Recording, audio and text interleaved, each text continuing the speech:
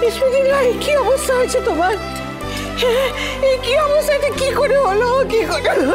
কি করে হলো? আমার দিকে তাকাও দিদিভাই। আমি একটু বিপির কাছে যাই না? কথা বলো দিদিভাই, কথা বলো, কথা বলো। গজানন, কি করলে গজানন? কি করলে?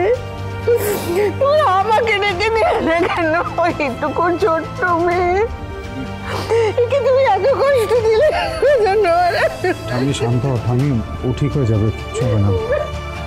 কি হলো রেশমি দিদি, তুমি কথা বলছো না কেন?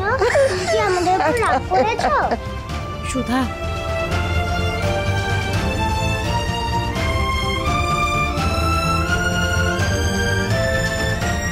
হ্যাঁ মা, মেয়েটা তো পুরো পাথর হয়ে গেছে সুধা।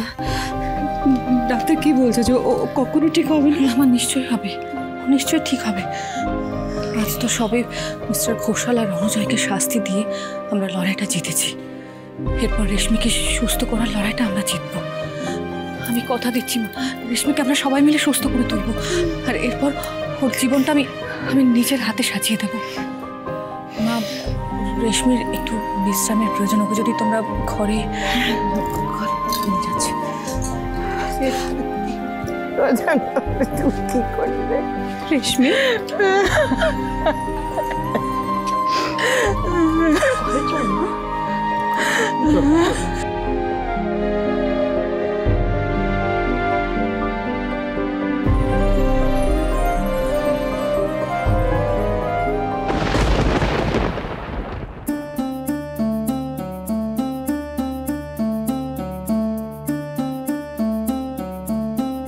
দাঁড়াও।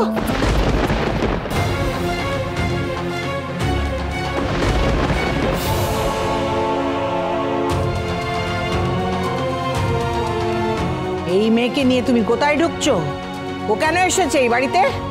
ওরও তো সমান শাস্তি প্রাপ্য। পুলিশ ধরেনি?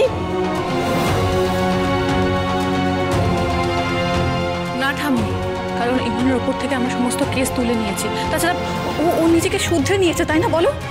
কি বলছো তুমি? কি বললে? মন নিজেকে শুধরে নিয়েছে?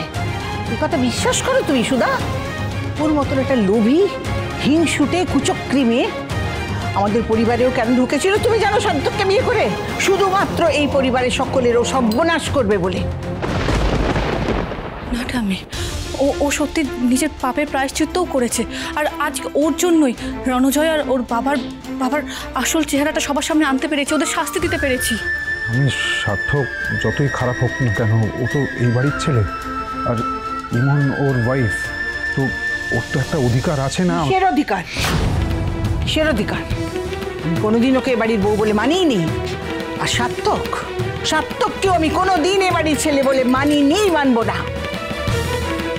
আর যে মেয়ে ওই সার্থকের মতন অপরাধীর সঙ্গে হাত মিলিয়ে আমাদের এত এত ক্ষতি করেছে, তাকে আমি কোনোদিন এ বাড়িতে জায়গা দেবো না। থাক না সুধা, আমাকে যেতে দাও।